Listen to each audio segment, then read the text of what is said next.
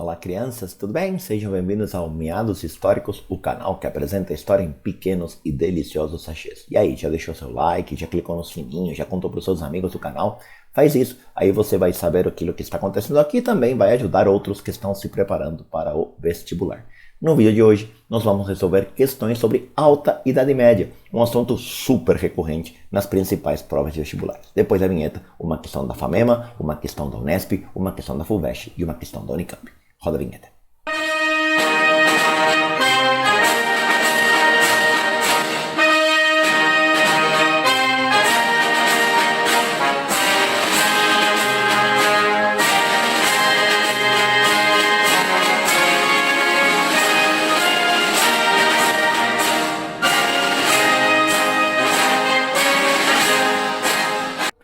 Bora lá!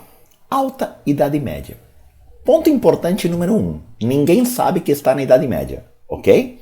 Essa divisão, essa periodização histórica, ela é feita posteriormente. Ninguém foi dormir no dia 31 de dezembro de 475 e pensou, hoje eu vou dormir antigo, mas amanhã eu acordo medieval. Isso não existe, tudo bem? Essa percepção, uma percepção lá do século XIX que vai fazer a linha do tempo, certo? E a Idade Média, que é um período de basicamente 1000 anos, 10 séculos, do século V ao século XV, por uma questão de estudo, ela é fragmentada em Alta e Baixa Idade Média. Alta Idade Média como período da formação e auge do sistema feudal, Baixa Idade Média como período de declínio do sistema feudal. E é interessante que essa primeira questão da FAMEMA, ela vai trabalhar exatamente com essa questão de formação do sistema feudal. E ela vai procurar as origens do sistema feudal, certo?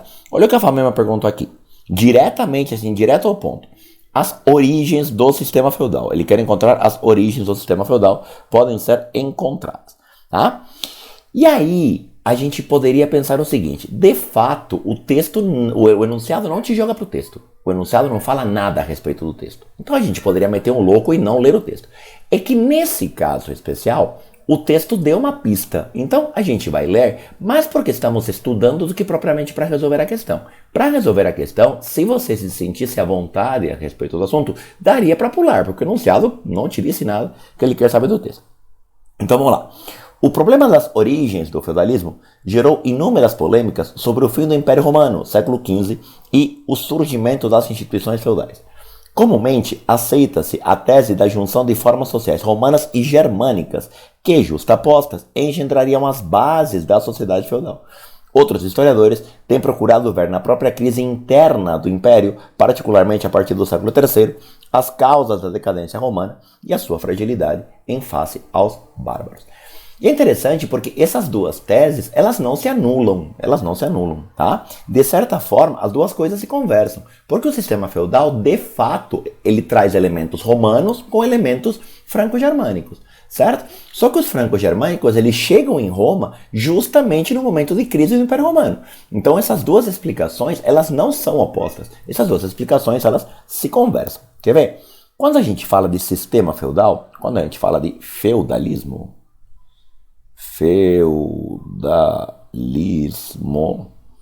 o feudalismo, ele basicamente apresenta 4 grandes pilares. Pilar number 1, a ideia de uma economia agrária. A ideia de uma economia agrária é aquela ideia da economia autossuficiente, daquela ideia do feudo, do espaço produtivo como aquele que vai suprir todas as suas necessidades. Afinal de contas, você estabeleceu feudos para ter um sistema de proteção. Você não vai fazer uma muralha e ficar para fora dela. Não seria muito inteligente da sua parte, certo? Então, primeiro elemento, a questão da economia essencialmente agrária. Essa é uma característica fundamental do sistema feudal. Segunda característica fundamental do sistema feudal, a fragmentação política. A fragmentação política. A ideia de que terra é sinônimo de poder. E essa fragmentação política está associada à relação de vassalagem, que eu vou fragmentando as minhas terras e eu vou fragmentando o meu poder em cima disso. Isso é uma característica muito forte do sistema feudal. Terceira característica do sistema feudal, a relação de colonato. A relação de colonato, que é aquela troca de trabalho por terra, tudo bem? Aquela ideia do homem preso à terra. Isso é uma característica muito forte do sistema feudal. E por último, o elemento de unidade chamado cristianismo. O cristianismo é a base cultural do sistema feudal e o feudalismo é a base de unidade do sistema feudal. E aí, puxando um pouquinho para o lado, a gente pode perceber o seguinte: essa economia agrária está associada aos povos germânicos. Os germânicos tinham essa noção de autossuficiência, assim como a fragmentação política. Deixa eu fazer melhor aqui. Vamos fazer uma chave, ó. Fazer assim. Quando a gente pensa na economia agrária e na fragmentação política, essas duas características são características germânicas. Franco-germânicas, em especial. Certo?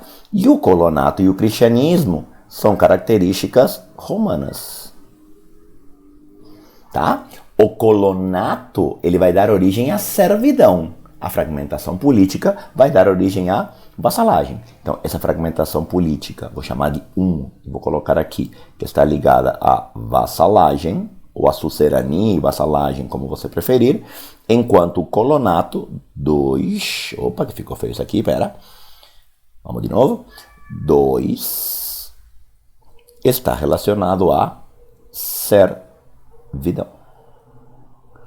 Certo? E aqui estão as bases do sistema feudal. Tendo em vista essa explicação, bora lá então tentar resolver as alternativas. Então vamos lá. Ele quer saber as origens do sistema feudal. Ele te diz na alternativa A que o sistema feudal pode estar relacionado ao declínio da escravidão no Império Romano, que originou uma nova forma de trabalho e a noção de fidelidade pessoal dos germânicos. Eu acabei de te contar isso. O colonato, se você lembrar, ele chega para suprir a demanda de mão de obra romana após a crise do século III, após a falta de escravos. E a relação de vassalagem, ela é resultado da relação de dependência pessoal, do comitatus germânico. Então eu acabei de responder a questão, a resposta está aqui, ó. B. Ao fracasso da reforma agrária no Império Romano. Querido, não. A reforma agrária foi na República. O projeto de reforma agrária dos irmãos Graco foi na República. Não foi no Império Romano, tá? C. Na assimilação dos povos dominados, que se tornaram plenos cidadãos pelos romanos, e na ideia de propriedade privada dos germanos. Imagina Marx lendo um troço desse. Propriedade privada em pleno século V, VI. Marx teria um troço, tudo bem? Eu acho que não. D. No fortalecimento da autoridade imperial. Não, coração. Olha a fragmentação política aqui, ó. Você não fortalece a autoridade imperial, você fragmenta a autoridade imperial. Na crise dos minifúndios romanos. Nunca teve minifúndio em Roma. Roma sempre foi latifundiária. Alternativa certa, alternativa A de arroz. Certo? Eu acho que essa não gera muita complicação, mas é uma questão bem clássica. Você, futuro médico na empresa da medicina, FAMEMA, FAMERP, Jundiaí, adoram esse assunto. Idade Média é um assunto super cobrado. Então é bem importante que você o leve na ponta da sua linguinha, tá? A Unesp aqui, ela foi para uma questão mais cultural. Ó, ele disse o seguinte: o papel de alcance amplo, importante para o equilíbrio, representado pelas pessoas que viviam na Idade Média, pode ser associado, entre outros fatores. Então vamos lá. O texto, aqui o enunciado não ajudou em nada. O enunciado te mandou de fato ler o texto, tá? E o texto diz o seguinte: entende-se hoje que a civilização medieval, apesar de limitada segundo os padrões atuais, olha a Idade das Trevas aí, dava ao homem um sentido de vida. Ele se via desempenhando um papel, por menor que fosse, de alcance amplo, importante para o equilíbrio do universo. Olha o homem aqui, tendo um papel, tá? Não sofria, portanto, com o sentimento de substituibilidade que atormenta o homem contemporâneo. O medievo, ou seja, o homem da Idade Média, se sentia impotente diante da natureza, mas convivia bem com ela. O ocidental de hoje se sente a ponto de dominar a natureza, por isso se exclui dela. O que acontece aqui? Quando a gente pensa na mentalidade medieval, quando a gente pensa na mentalidade, na cultura medieval, certo? Na Alta Idade Média, a gente poderia fazer essa discussãozinha rápida aqui, ó. Quando a gente pensa na cultura da Alta Idade Média, porque depois isso vai mudar radicalmente a partir do século XIII, na Alta Idade Média.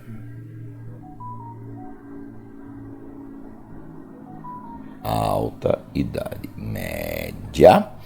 A gente poderia pensar o seguinte: a cultura na Alta Idade Média ela é pautada por 3 elementos.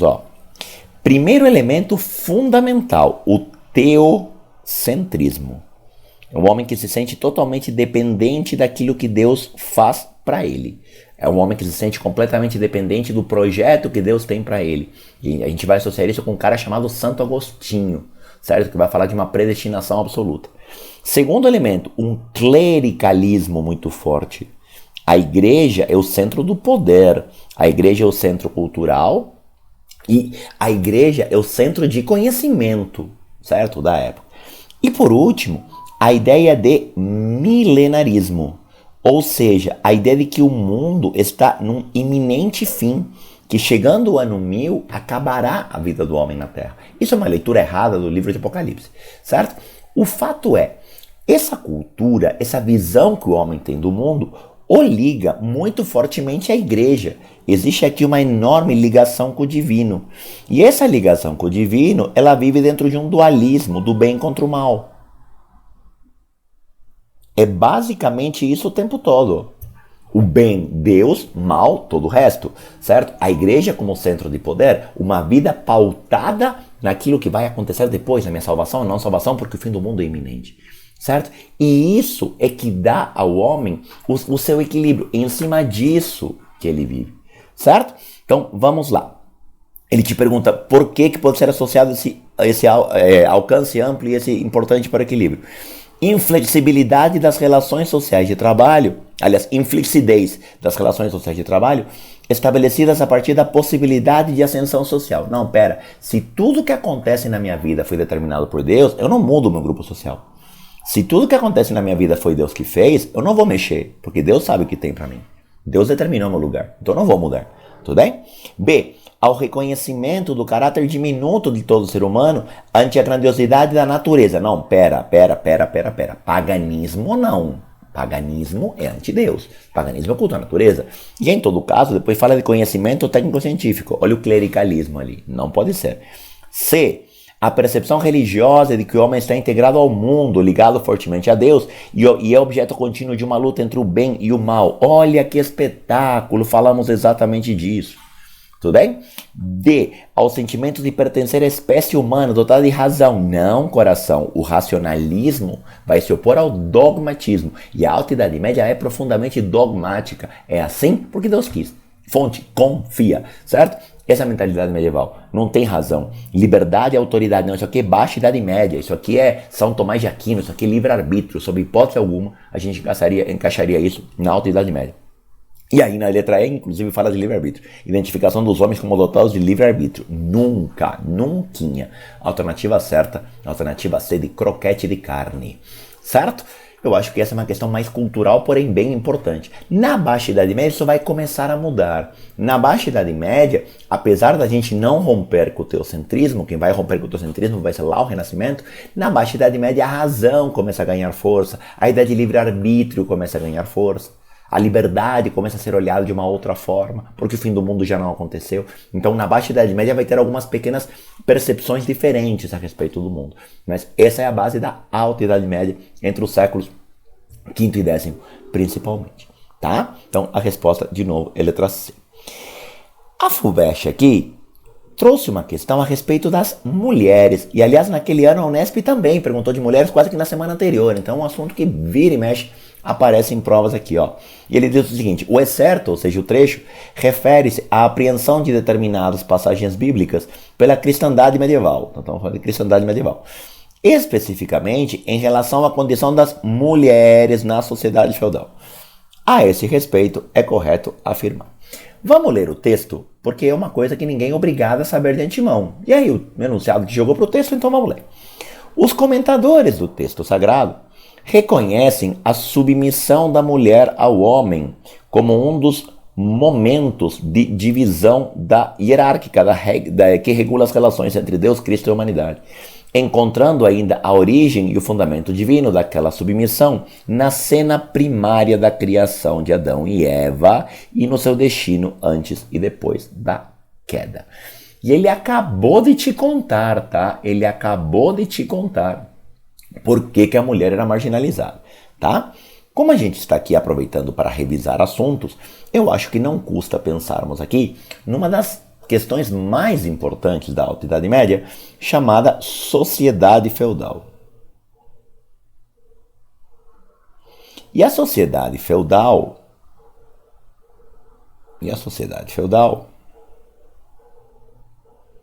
é uma sociedade de fortíssimo caráter estamental. Por quê? Lembra que eu te falei na questão anterior? O desígnio divino, Deus estabeleceu o que tem para mim. Então se formam aqui 3 estamentos muito fortes, sim? Aquilo que Adalberón de Laon vai chamar de os que rezam, os que lutam e os que trabalham. A sociedade feudal é trina, mas na verdade é una. Uns rezam, outros lutam, os demais trabalham. Clássico texto de sociedade feudal. Quem reza? Quem reza é o clero. Quem luta? Quem luta é a nobreza. Quem trabalha? Quem trabalha é o servo. Por quê? Porque Deus quis. É essa a ordem que Deus deu às coisas. É essa a determinação que Deus tem para cada grupo. Se é a determinação de Deus, a vontade é perfeita. Eu vou usar isso para evitar rebeliões. Isso é uma questão bastante clássica, tá? Mas aqui eu não vou puxar esse lado mais político ou econômico da relação. Eu vou puxar 2 questões aqui. Primeiro, é uma sociedade claramente funcional. Funcional porque ela está pautada em funções, certo? Você é a sua função. Mas é uma sociedade, vou tentar puxar sem que mexa tudo, é uma sociedade altamente patriarcal. O que eu quero dizer com isso? Tem mulher no clero? Sim, tem mulher no clero. Só que as mulheres não têm poder dentro da igreja. Tem mulher na nobreza? Sim, tem mulher na nobreza. Mas a mulher não tem poder dentro da igreja. Tem mulher serva? Lógico que tem mulher serva. O que para você não é nem um pouco chocante.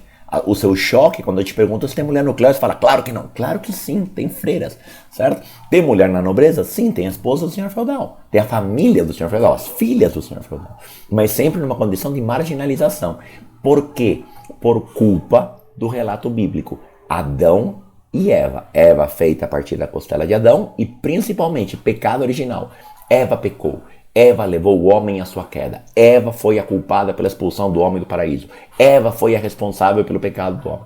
Então a Eva carrega consigo o pecado, a culpabilização pelo pecado original. Certo? E a partir daí todas as mulheres filhas de Eva carregam o pecado original dentro de si. Então vamos lá. Vamos responder a questão, porque agora ficou bem fácil a nossa resposta. O excerto refere-se à apreensão de determinadas passagens bíblicas pela cristandade medieval, especificamente em relação à condição das mulheres na sociedade feudal. A esse respeito, é correto afirmar: A. As mulheres originárias da nobreza podiam ingressar nos conventos e ministrar os sacramentos como homens da mesma condição social. Não, coração.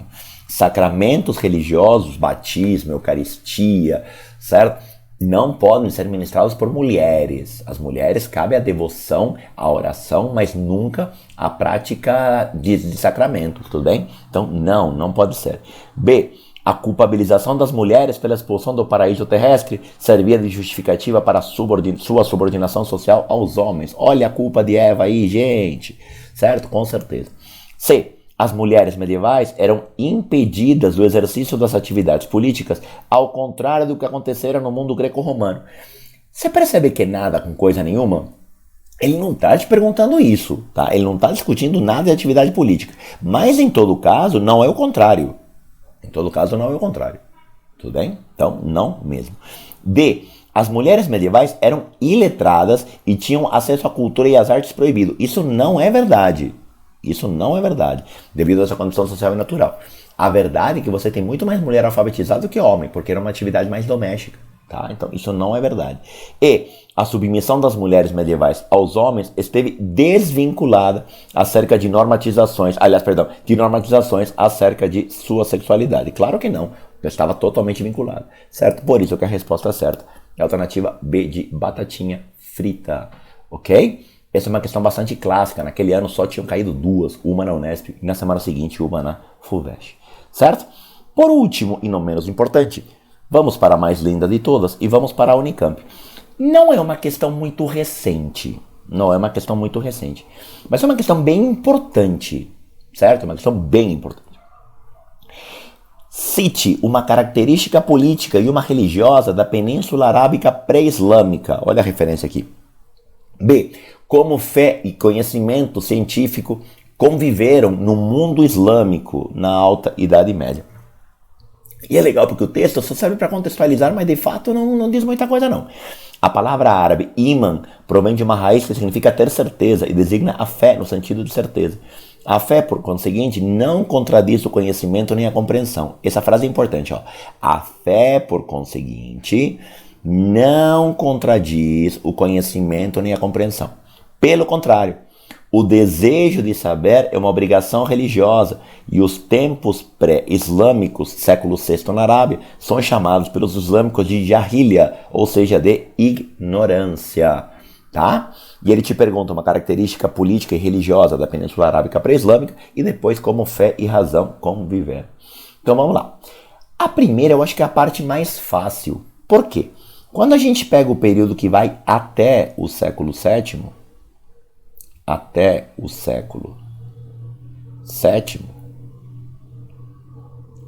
o que nós temos na Península Arábica?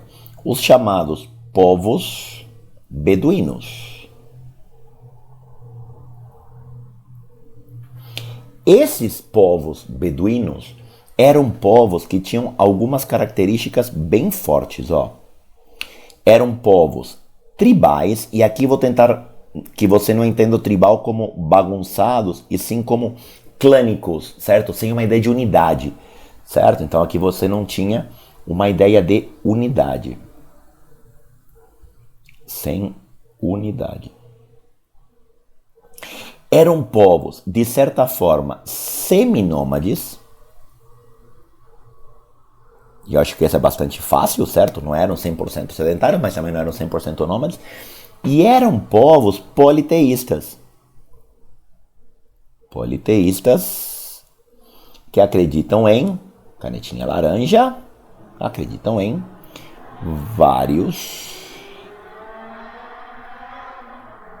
deuses. Aliás, isso dava autoridade aos sacerdotes, porque os sacerdotes traziam as mensagens dos deuses. Então, os sacerdotes, eles eram as autoridades. Certo? E aí, a gente acabou de responder a primeira parte, ó, característica política. Olha a característica política aqui, ó. Aqui. Característica religiosa, olha ela aqui, dos povos islâmicos, da Península Arábica pré-islâmica, certo? Esses povos beduínos, esses povos que peregrinavam pelo deserto, eram povos que não tinham unidade e que acreditavam em vários deuses. Acontece que no século VII depois de Cristo, no século VII aparece um cara diferente. No século VII aparece um cara, Maomé, nos importante. Estamos falando de Maomé. E Maomé, ele vai trazer uma nova noção, porque Maomé busca uma resposta de se havia um Deus ou se havia vários. Maomé acompanha seus parentes nas caravanas comerciais, ouve falar de monoteísmo através de cristãos e judeus, começa a buscar uma resposta, e Maomé, ele recebe num sonho um anjo que lhe diz: Maomé, você é profeta. Você é profeta e você tem uma mensagem para contar para as pessoas. E a sua mensagem é muito simples. A sua mensagem é: só tem um Deus. Só tem um Deus. E esse Deus chama Alá. Então, Maomé é o profeta de um único Deus chamado Alá. De um único Deus chamado Alá. E Maomé, profeta, então, muito feliz, sai contando para todo mundo, olha, só tem um Deus, só tem um Deus, só tem um Deus. Só que os sacerdotes não curtiram não, sabe aquele momento vai para onde? Então, não vai sair falando que só tem um Deus. Se só houvesse um Deus, os sacerdotes não passavam de pilantras. Os sacerdotes traziam as mensagens dos deuses. Primeiro que só tinha um, e segundo que não falou com ele, falou com Maomé, certo? Maomé, então, é obrigado a fugir.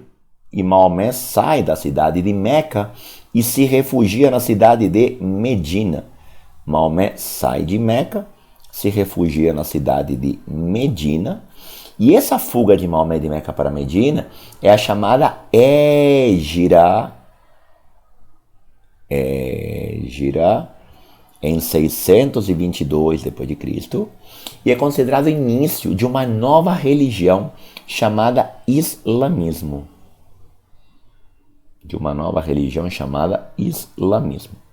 E é interessante, quando a gente pensa no islamismo, a gente lembra de algumas práticas que talvez valha a pena colocar aqui, como por exemplo a ideia assim de um único Deus. Aliás, um único Deus que jamais pode ser representado. A ideia da oração 5 vezes ao dia, 5 vezes por dia, com a face voltada para Meca, certo? A ideia da prática da caridade como sendo muito forte, visitar Meca uma vez na vida, a prática do Ramadã, aquele período de consagração, de jejum do nascer ao pôr do sol, por basicamente um mês e pouco que os islâmicos vão fazer. A prática da jihad, isto é, esforços em nome de Allah, partindo da ideia de que quanto maior o esforço, maior a recompensa. Certo? Tudo isso é muito claro para nós. O que não é claro para nós é que o islamismo prega que a fé e a razão se complementam. A fé e a razão não são coisas opostas. A fé e a razão, elas conversam. Certo? Nicolás, mas eu nunca tinha ouvido falar disso. Sim, porque você tem uma visão ocidental e, desculpa, extremamente preconceituosa a respeito do islamismo. A gente associa islamismo com fundamentalismo, como se todo islâmico fosse fundamentalista. E não é. Inclusive, um dos fundamentos do islamismo, mesmo que fosse fundamentalista, é que a fé e a razão não se opõem. Nicolás, mas da onde você tirou isso? Daqui, ó. A fé, por conseguinte, não contradiz o conhecimento nem a compreensão. Ou seja, aí ele tira, inclusive, pelo contrário, o desejo de saber é uma obrigação religiosa. E aí está a resposta da letra B. Como conviveram fé e conhecimento científico? A fé e o conhecimento científico não são elementos excludentes. E para o islâmico, o saber, o conhecimento é uma obrigação religiosa. E é por isso que os islâmicos têm um desenvolvimento cultural tão forte na astronomia, na matemática, a álgebra, o mesmo prefixo do Alcorão. Tudo bem? Que depois vai influenciar as grandes navegações, o conhecimento técnico português. Tudo isso é influência árabe. Tudo isso é influência dos islâmicos, porque fé e razão são elementos complementares. Certo? Com isso, a gente fecha a nossa discussão, os nossos vídeos sobre Alta Idade Média. Na semana que vem, a gente vai falar um pouquinho da Baixa Idade Média. Certo? Beijos, tchau, tchau. Até o próximo vídeo.